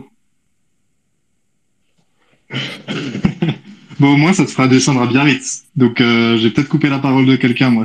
Choisir ce que tu coupes. Non, mais ouais, je voulais peut-être. En fait, moi, Guillaume, je partage une partie de tes inquiétudes par rapport à ça. Je pense que c'est un vecteur d'attaque qui peut-être est légèrement sous-estimé, effectivement. En tout cas, à court et moyen terme. Mais ce qui me fait relativiser, c'est que je pense que ce type d'attaque est pas soutenable. Tout simplement, John l'a un peu évoqué, mais imaginons que t'es deux chaînes, effectivement, avec ta chaîne censurée et approuvée par l'État et ta chaîne marché noir sans censure, on va dire ça comme ça. Et éventuellement une majorité des mineurs qui seraient sur la chaîne approuvée. Donc tu peux avoir sur la chaîne approuvée effectivement un token Bitcoin qui est très valorisé parce que effectivement tout le monde financier l'a adopté parce qu'il y a le sceau de l'État qui l'approuve, etc. Et donc on peut avoir des valeurs effectivement astronomiques. Donc on a le NGU qui s'est réalisé, voilà, etc. Mais effectivement sur l'autre chaîne, comme l'a dit John, les gens qui veulent faire passer leurs transactions censurées vont avoir tendance, s'ils veulent vraiment faire passer une transaction, à mettre des frais plus élevés sur cette transaction-là pour les faire passer, ce qui va avoir tendance à attirer effectivement des mineurs qui peuvent effectivement se soustraire à la loi, miner sur cette chaîne-là. Et en parallèle, par contre, sur la chaîne approuvée par l'État, si tu regardes bien, il n'y a plus aucun intérêt à avoir du minage. Tout simplement parce que la seule utilité d'avoir ce serveur de temps décentralisé qui est l'ensemble des mineurs de Bitcoin, le seul intérêt, c'est d'avoir, grâce aux frais de transaction, une résistance à la censure. Et à partir du moment où tu n'as plus ça et que tu veux juste 21 millions et c'est tout, et ben en fait, des trucs comme les Chaumian Mint, donc où tu as quelque chose de centralisé, comme c'était le cas par exemple de Liberty Reserve, c'est des choses qui marchent très bien. Tu as un serveur central qui émet les jetons, et donc il en émet 21 millions au début. Et à chaque fois que quelqu'un fait une transaction, il envoie le jeton au serveur central en disant à qui il veut que ça soit envoyé. Le serveur central détruit le jeton et en crée un nouveau, et il l'envoie au destinataire final. Et donc tu vois que tu peux avoir 21 millions sans problème avec un truc centralisé. Ça marche très bien. Et du coup, finalement, le seul intérêt qu'aurait un État à prendre Bitcoin et à le dévoyer pour en faire quelque chose de complètement ouvert à la censure, mais qui a les 21 millions encore, et donc de payer du coup les mineurs, qui à terme ne seront minés, je le rappelle, que par des frais de transaction, ce serait d'empêcher l'émergence d'un vrai Bitcoin en prétendant que le Bitcoin sanctionné par l'État, donc approuvé par l'État, c'est le vrai, et que l'autre, c'est un faux. Mais donc, ce serait le seul intérêt. Et donc, il faut que cet intérêt-là soit suffisamment utile pour que ça justifie la dépense économique, puisque en 2140, tous les mineurs, l'intégralité de leurs frais de minage donc en électricité, en machines, etc., devrait être payé par les frais de transaction. Et donc en fait aujourd'hui on est dans une partie de la vie de Bitcoin où effectivement ce type d'attaque pourrait fonctionner puisque on a une partie assez importante de la récompense de bloc qui est des bitcoins nouvellement émis. Et donc si ces bitcoins nouvellement émis ont une valeur énorme grâce au LGU sponsorisé par l'État, effectivement là ça peut marcher un temps. Mais à terme, si effectivement on n'a plus, comme c'est prévu et comme j'espère que ce sera le cas, on n'a plus de bitcoins nouvellement créés et que il y a que les frais de transaction, et ben tu vois que le mécanisme naturel du marché de frais avec des frais qui vont être augmentés par les personnes qui veulent faire partie des transactions censurées va être très clairement en faveur de la chaîne non censurée. Et donc à ce moment-là, il y a vraiment plein d'acteurs qui vont devoir faire des arbitrages économiques importants entre la légalité et leur intérêt économique. Et même l'État, il va devoir en fait sponsoriser les mineurs de sa chaîne Bitcoin censurée pour ne serait-ce que couvrir leurs coûts. Et c'est là aussi qu'on rejoint un peu ce que disait Roxy au début de sa réponse, qui est qu'en fait, finalement, l'une des seules échappatoires pour moi, si un État veut maintenir cet état de fait à long terme, c'est de supprimer la limite des 21 millions pour pouvoir justement sponsoriser les mineurs jusqu'au bout. Ou sinon, l'autre échappatoire, c'est de dire, en fait, on fait pas Bitcoin, on fait un truc centralisé, une espèce de e-cash à la Chaumian Mint, qui est géré par l'État. Et donc, comme ça, on peut le garantir cryptographiquement qu'il y aura que 21 millions d'unités, mais on oublie la résistance à la censure. Et à ce moment-là, par contre, ça devient très clair que c'est pas Bitcoin, que c'est autre chose. Et donc, on revient à l'état où on a effectivement Bitcoin qui est résistant à la censure.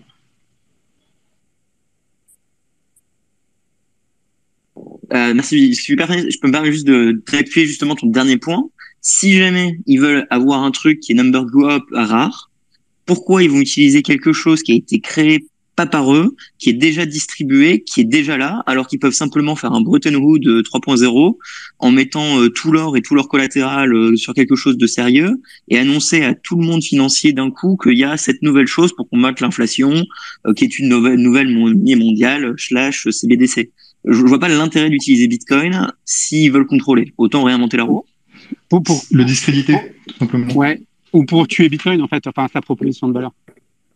C'est ce que disait, en fait, Laurent Ante, dans une interview, je sais plus, chez qui c'était, Univers Bitcoin peut-être, où il disait, tu sais, c'est la technique, je sais plus quoi, du serpent ou je ne sais quoi, tu sais, je me rappelle plus exactement, mais ce serait une manière, en fait, d'étouffer Bitcoin, ou plutôt que de le tuer, ce qui est extrêmement difficile, ce serait de le réguler à outrance et lui donner, en fait, lui retirer, en fait, au fur et à mesure son intérêt.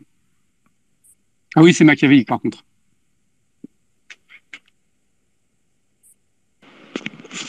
Oui, et pour moi, au final, c'est vraiment dans cet objectif de le contrôler. Ça veut dire que ils ont bien conscience qu'ils ils arriveront pas à censurer. Et comme on l'a dit, les transactions passeront, qu'ils le veuillent ou non. Mais dans cette tentation du number go up, à mon avis, et c'est un risque, j'ai pas dit que c'est ce qui va se passer, mais c'est probable et il faut qu'on en parle, enfin que les bitcoiners soient au courant, c'est que dans cette tentation d'avoir le number go up, et à mon avis, il y a quand même beaucoup de bitcoiners, ou en tout cas des gens, que cette narrative s'enracine. Ça veut dire que pour voir un number go up, on va accepter une certaine censurabilité des transactions. C'est-à-dire on va quand même accepter, oui, c'est quand même pas top que l'Iran fasse passer des transactions. Donc certains mineurs vont dire, ou en tout cas une coalition de mineurs dirait, oui, on accepte de pas faire passer certaines transactions de certains groupes terroristes, de l'Iran, de la Corée du Nord, etc. Et pour moi, c'est pas l'État qui va forcer, c'est en gros, limite la communauté elle-même qui va accepter ce changement, ou en tout cas cette passivité. Tu vois, tout est question de narrative.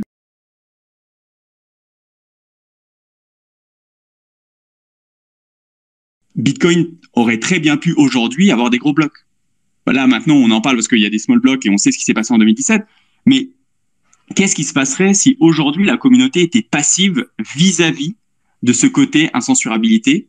Parce qu'en fait, le poids du number go up, l'avidité de certains bitcoiners est trop importante. Et moi, c'est vraiment le risque et la crainte que j'ai.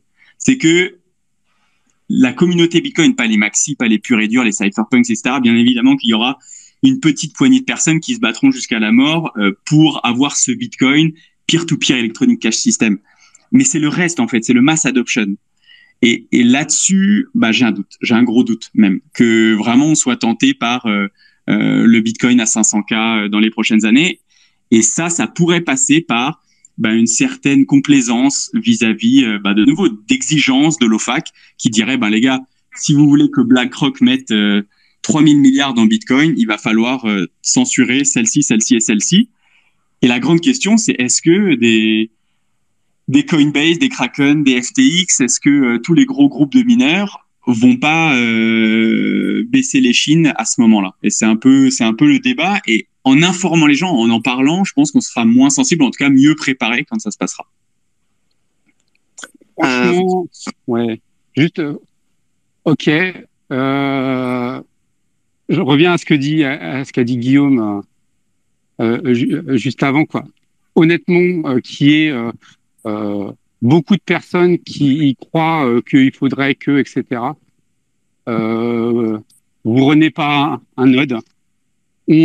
On se moque de nous, Bitcoiners, parce qu'on insiste dessus par des DeFi boys, etc. C'est même DeFi boys qui, du coup, maintenant montrent qu'ils peuvent run leur front-end et leur nœud, alors que on passe pour des vieux aigris quand on insiste à chaque fois dessus. Guillaume le rappelle, vraiment, il y a des cryptos, enfin, j'appelle ça des bitcoiners, j'appelle ça des crypto bros. Je suis désolé parce que il faut bien réutiliser ce terme judicieusement choisi. Et les crypto-sisters aussi, parce qu'il faut pas oublier. Ouais, on va être inclusif. Ouais, il faut au bout d'un moment, faut retomber en fait sur l'essentiel. Ouais, effectivement, il y en a peut-être qui le veulent, des crypto bros qui veulent ça. Nous, on va continuer d'être casse-couilles, à faire tourner nos nodes et à dire aux autres faites attention, faites tourner vos nodes parce que sinon vous allez vous exposer à des risques. Et puis après, la défi c'est secondaire, quoi. J'ai envie de dire.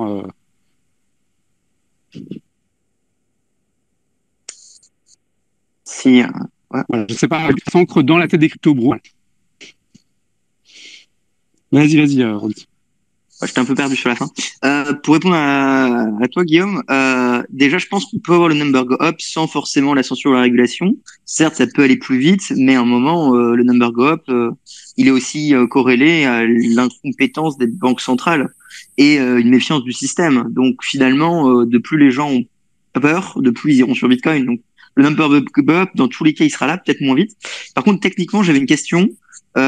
Tu dis, ouais, ok, 60% décident de censurer une transaction, très bien. Sauf que tant qu'il n'y ait pas un full fork et qu'ils sont pas officiellement en guerre, en mode on change Bitcoin, ce qui probablement ils vont pas faire parce que ils ont pas trop d'intérêt à faire le premier pas dans un vrai combat qui durera très longtemps et qui sera super polémique. Donc peut-être qu'ils vont juste dire, nous on prend pas ces transactions, mais dans tous les cas, comme il y a d'autres mineurs indépendants qui vont les prendre, ils vont être inclus dans les blocs et eux derrière ils vont remettre de la preuve de travail sur ces blocs qui contiennent des choses que eux n'ont pas voulu inclure. Donc, ce qu'ils vont faire, simplement retirer un tout petit peu d'argent potentiel, et encore, c'est minime, mais c'est rien du tout. Mais ça va pas avoir un impact, puisque dans tous les cas, il y a des mineurs indépendants qui vont prendre les transactions noires, et il faudrait vraiment qu'ils décident d'aller en guerre et dire, on refuse tous ces blocs. Et ça, je le vois pas, parce que simplement, pourquoi prendre ce risque, alors que tu peux continuer à juste jouer l'innocent en mode, ah bah non, vous voyez, nous, on fait pas de blanche, on les prend pas, mais en même temps, on remet de la preuve de travail. Tu vois, je vois pas pourquoi ils iraient se tirer une balle dans le pied et commencer une guerre s'ils sont pas forcés par les régulateurs. Et dans ce cas, après, ça devient un combat idéologique sur plein de trucs comme ça. Je sais pas si tu veux répondre. Après, on a Mephisto qui me lève la main depuis beaucoup trop longtemps. Désolé pour tous les intervenants. Alors, pour moi, clairement, ça ne sera pas une initiative personnelle. Et on l'a vu que quand ça a été le cas, quand il y a quelques mois, Marathon a essayé de faire un bloc ESG, ils se sont pris toute la communauté dans la gueule. Parce qu'au final, faire comme ça une initiative en cow-boy, faire de l'excès de zèle pour dire nous, on va faire un bloc propre, ça n'a pas fonctionné. En fait, c'est vraiment le problème de la coalition. Et si l'OFAC, en ayant une majorité des mineurs sur le territoire américain, par exemple, ou même si on avait le GAFI, qui imposait ça et qui aurait des répercussions, par exemple, en Europe ou dans d'autres pays, enfin en Suède, par exemple, avec une puissance de minage relativement importante, c'est là où ça deviendrait problématique. Ça veut dire d'avoir plus de 50% de la puissance du réseau qui décide des tenants des transactions qui sont considérées comme sales par une organisation, OFAC ou autre. Et là, c'est ce dont on parlait tout à l'heure, tu as ces deux chaînes qui se créent automatiquement. Et en plus, comme les mineurs compliant ont plus de puissance, la chaîne la plus longue, c'est celle OFAC en gros. Donc, tu aurais ce soft fork, une sorte de soft fork, comme disait John. Ouais, je vois bien. Mephisto, mais je suis d'accord avec toi qu'il faut adresser et que c'est un vrai sujet. Hein, il y a rien à dire là-dessus. Et d'ailleurs, je pense que le Space c'est plutôt cool en soi. Mephisto. Je sais pas si ça marche, je suis à l'extérieur, excusez-moi, bonjour à tous. On parle donc de faire son propre nœud, mais est-ce qu'il faudrait pas aussi miner également pour un particulier, pour justement, s'il y a une chaîne non OFAC qui arrive, et ben justement aider en fait le réseau et la communauté avec ça. Absolument. Moi, je suis complètement d'accord. Pour moi, il y a plusieurs gros trucs que tu peux. De 1 milliard d'euros le kilowatt quelque part, vas-y. C'est ça le problème, hein, c'est que je pense que tous ici, si on pouvait miner, on serait les premiers à miner des quantités astrologiques de Bitcoin. Malheureusement, pour la personne lambda, c'est beaucoup trop cher et c'est pour ça qu'il y a des gros mineurs aujourd'hui. Mais totalement d'accord avec toi, dans un monde idéal, on serait tous ici mineurs à part égale potentiellement du réseau. C'est aussi simple que ça. Non, mais dans ce cas-là, il n'y a pas que le côté financier. Tu vas miner aussi pour justement préserver ta liberté et tes possibilités d'utiliser un réseau non censuré. Ah, mais ça, donc il n'y a pas que le. C'est pas un incentive viable, quoi. Non, mais c'est comme je sais pas. C'est que si tu veux défendre en fait ton soft fork non compliance, à un moment donné, si tu y crois vraiment, tu vas être prêt à payer plus cher tes frais pour inciter les mineurs à aller sur ta chaîne. Donc que tu mines plus cher ou que tu payes plus cher tes transactions et où bah au final c'est que tu défends d'une manière ou d'une autre la chaîne auquel tu crois. T'as également d'où vient ton électricité et qu'est-ce que t'en fais et comment tu utilises la chaleur. Donc ok, ce sera pas rentable, tu vas pas gagner des milliards, mais comme dit Fanny et John, si idéologiquement tu veux le faire, tu vas pas non plus être sur des pertes sèches astronomiques en termes monétaires. Et peut-être que ça vaut la peine parce que simplement tu es très content de pouvoir utiliser un réseau par rapport.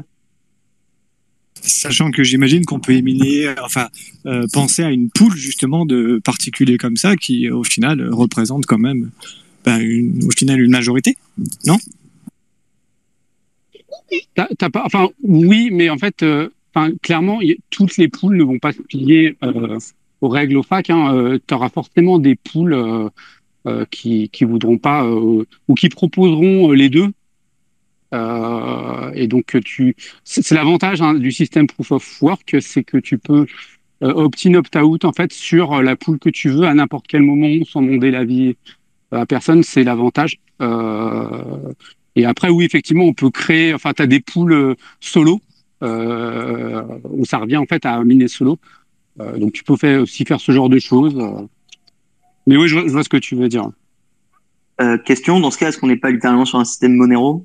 Juste où du coup on pourra pas combattre face à des gars qui sont au Texas, donc finalement on doit même fork l'algorithme de minage. Mais je vois ce que tu veux dire, mais c'est pas si simple que ça. Ouais.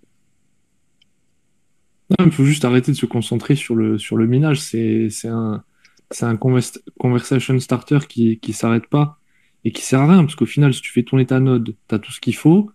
Le sujet, c'est pas la régulation des pools, parce que de toute façon, les pools, ça vaut rien. Si toutes les pools se mettent à censurer des transactions, je prends un billet d'avion avec Fanny, je descends en Afrique du Sud, je fais une pool, et tout le hash rate des gens va venir dans notre pool qui fera pas de censure. Donc la question, c'est la censure au niveau des mineurs, et c'était la question originale de Guillaume.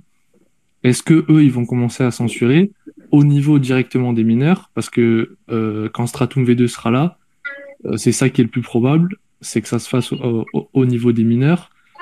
Mais bon, voilà, la question de plebs qui font tourner des machines, 10 exahash, aujourd'hui c'est 100 000 machines, il y a 200 et quelques exahash sur le réseau.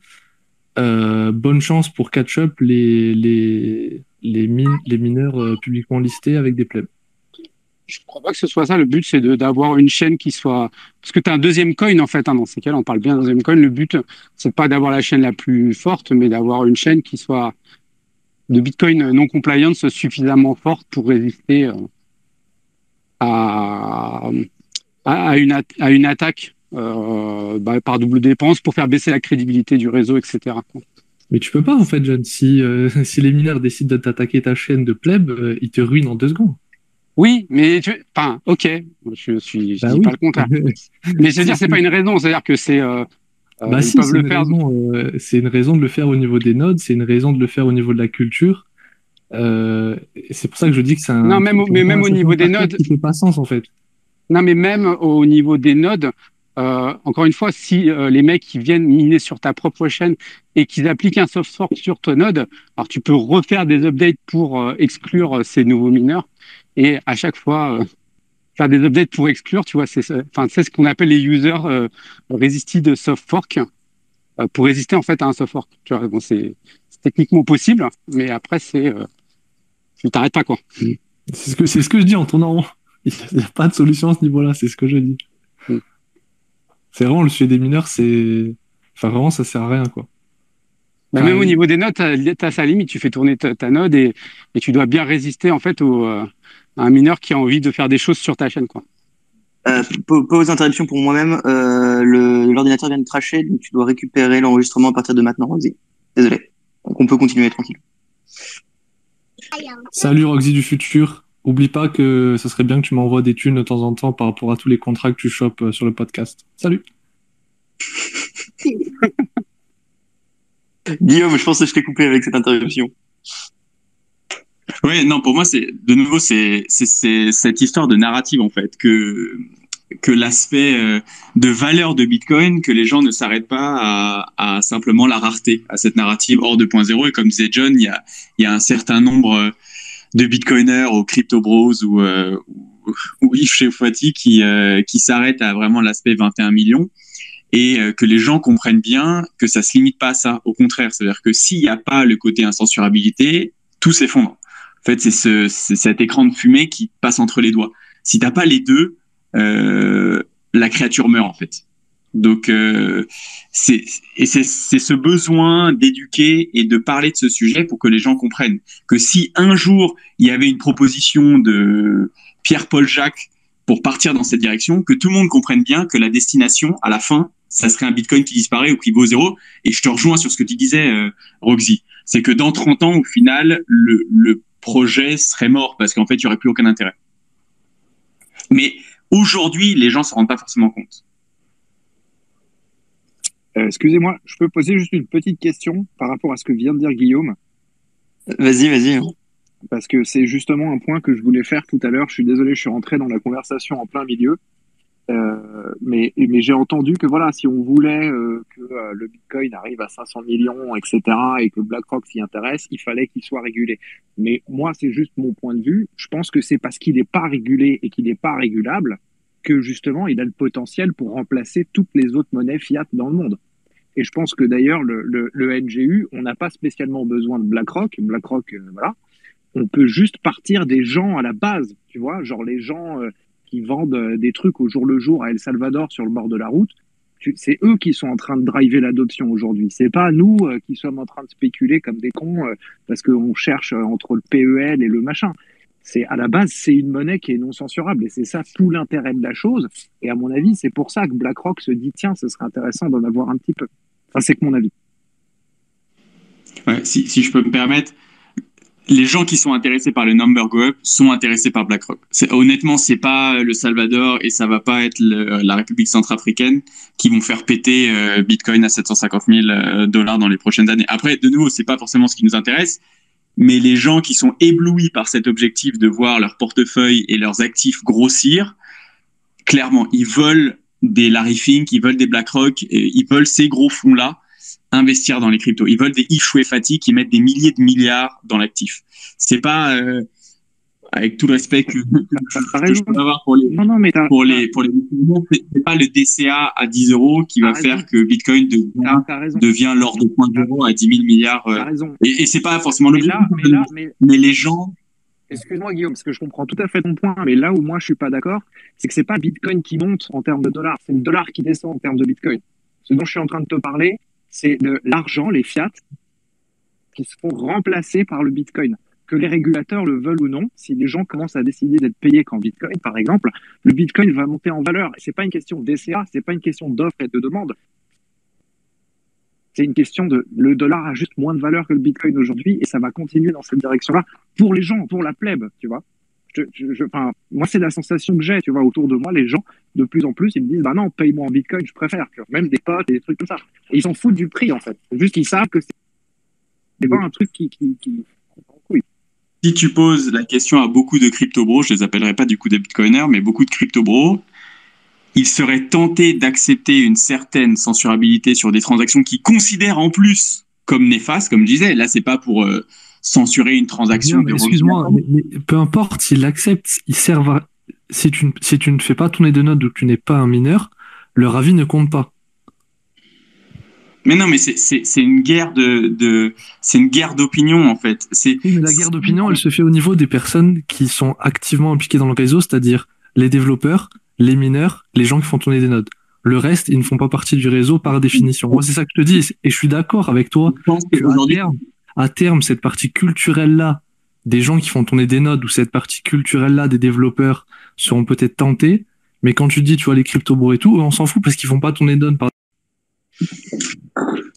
Ouais, je disais juste à l'autre Guillaume du coup que je pense qu'on sous-estime aussi le poids de la communauté Twitter, tu vois. Et pour moi, c'est crypto-bros et l'influence que on l'appelait, enfin l'appelait, en tout cas tous les gens qui sont sur Twitter à influencer telle ou telle narrative et de dire, bah non, au final, c'est pas si mal d'avoir une certaine censurabilité, une certaine retenue sur Bitcoin pour lutter contre l'axe du mal.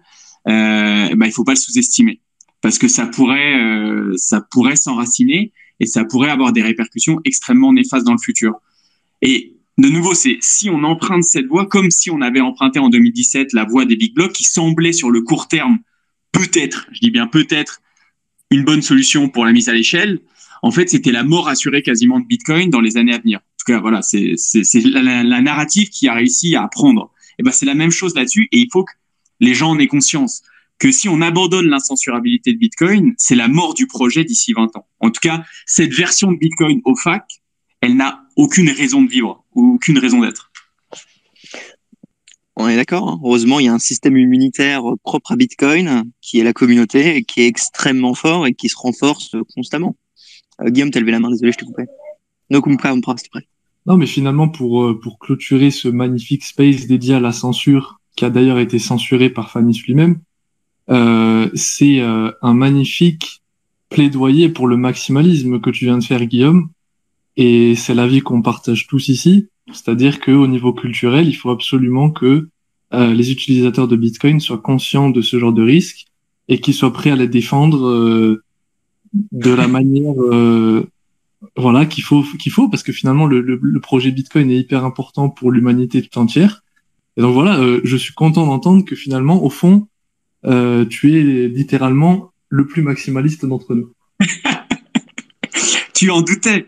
Est-ce que tu en doutais encore? Non, non, justement, je suis peut-être le contre-exemple. Comme je le disais lors de notre discussion avec Fanny, je suis pas maximaliste, je suis minimaliste. C'est-à-dire que j'ai conscience que Bitcoin est clairement le projet le plus important sur lequel il faut se concentrer et pousser et pour l'avenir de l'humanité, enfin blablabla, les grands speeches. Mais ça me donne pas forcément le droit de dire que tout le reste c'est de la merde et que tout le reste est une arnaque. Parce que là, ça va dans l'intention des créateurs et des fondateurs des autres projets. Et ça, je pense que c'est un peu prétentieux. Donc, c'est pour ça que j'ai une tendance au Bitcoin minimalisme.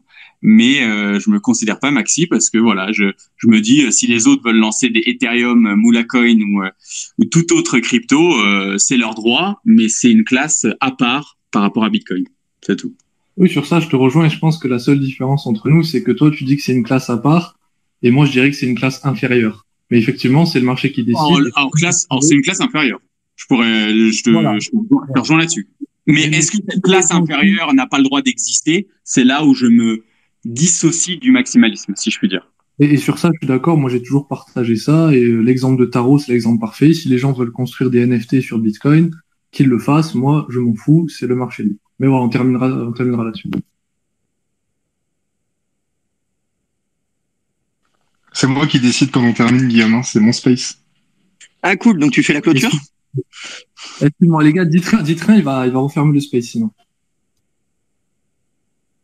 Vas-y, Roxy, je te laisse fermer. Effectivement, on a tenu plus d'1 heure et demie. Preuve que c'était un sujet important. Et on avait prévu en plus d'aborder, je vais peut-être le dire quand même, un autre axe sur la question de la censure sur Bitcoin, qui est la censure au niveau des devs. Alors, parce qu'on entend beaucoup dire aussi que c'est la faute des maxis s'il n'y a plus de devs sur Bitcoin, ce qui a peut-être une part de vérité. Mais c'est très clairement aussi la faute de quelqu'un qu'on connaît sous le nom de Fake Toshi, qui prétend qu'il est Satoshi et qui traîne en justice des Bitcoin pour des raisons plus ou moins fantasmagoriques.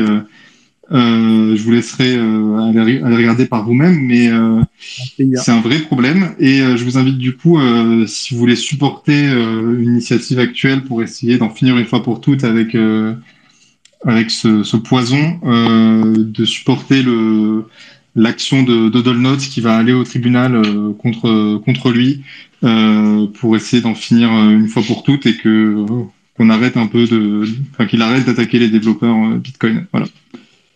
On mettra peut-être un lien en description, Roxy. Évidemment qu'on mettra un lien. Donc là, ça y est, c'est mon taf. Je peux enfin parler après 1 heure et demie. C'est à toi, ouais. Écoutez, merci beaucoup à tous d'être ici pour le 43e épisode. Si vous connaissez pas encore Guillaume et Grand Temple Crypto, je vous invite à aller les suivre. Bon, réalistiquement, je pense pas qu'il y ait le moindre de mes viewers qui soient pas déjà, qui connaissent pas déjà. Mais on sait jamais. Donc, allez les voir, ça va booster à fond leur audience. Et sinon, merci beaucoup à tous les autres intervenants, Guillaume, Fanis, Lounès et John. Vous pouvez nous retrouver tous les dimanches à 18h. Le replay devrait arriver demain en principe sur toutes les plateformes de podcast. Et comme on l'a dit, c'est un vrai combat philosophique. Bitcoin, c'est clairement l'invention la plus révolutionnaire avec Internet de ces dernières années. Et ça peut vraiment apporter un vent de liberté pour 7 milliards de personnes, littéralement. Après, peut-être que les gens seront riches. Ça va être long, compliqué. Donc, apprenez. Il y a l'académie. On a déjà 6 formations. On a une formation sur la cryptographie qui arrive dès septembre. Et on a 2 formations sur les nœuds Bitcoin. Donc, comme on l'a dit, votre voix, c'est votre nœud, en fait, tout simplement. Il y a pas de. Vous pouvez gueuler sur Twitter toute la journée. Vous pouvez avoir 100 000 abonnés et gueuler sur Twitter. Ça changera pas grand-chose si vous n'avez pas de nœud. Donc, faites tourner un nœud. On a la formation Lightning 202 où on vous apprend à le mettre en place, le gérer. Et je suis sûr qu'on fera d'autres vidéos pour avoir d'autres types de nœuds que Umbrel prochainement, le jour où j'ai du temps. Tout ça pour vous faire des petits bisous. Guillaume veut lever la main. Moi, je vais aller voir le LOSC gagner le match ce soir. Bou Paris.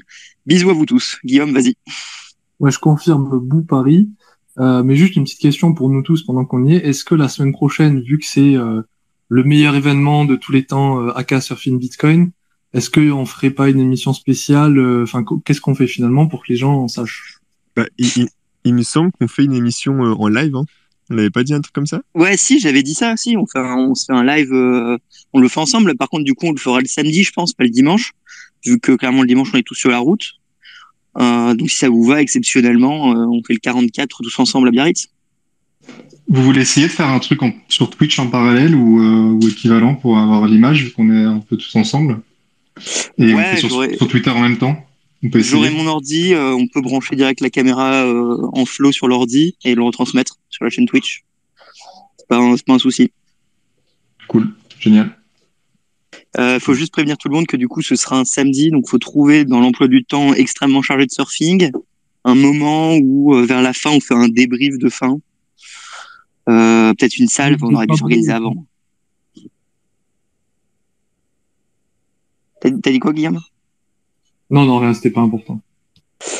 Je suis en communication avec l'équipe, je vais voir qu'est-ce qui peut être fait pour que du coup à la fin on se fasse une sorte de live débrief sur scène, limite, si tout est fini à la fin de la clôture, juste on utilise notre propre régie, mais on peut essayer de trouver un truc un peu cool. Vous repartez quand, vous, de le Biarritz? Dimanche matin. Ok. D'accord. Et question également, le mercredi soir, on se fait un apéro? L'entonnoir qui devient n'importe quoi là. Bah, moi, j'arrive avec 200 et Sosten à 16h, mercredi. Donc, Ok, le temps qu'on prenne la maison et tout, peut-être, hein, je pense. ok, ça marche. Moi, je pars de Lille tôt le matin. J'ai 9 heures de route. Ouais, à mon avis, 19h, 20h, je serai. Bon, je vais couper, les gars. Hein. Bon, ok. Allez, bisous. Gros bisous, ciao, ciao. Bonne soirée. Bisous. Bisous. Bisous.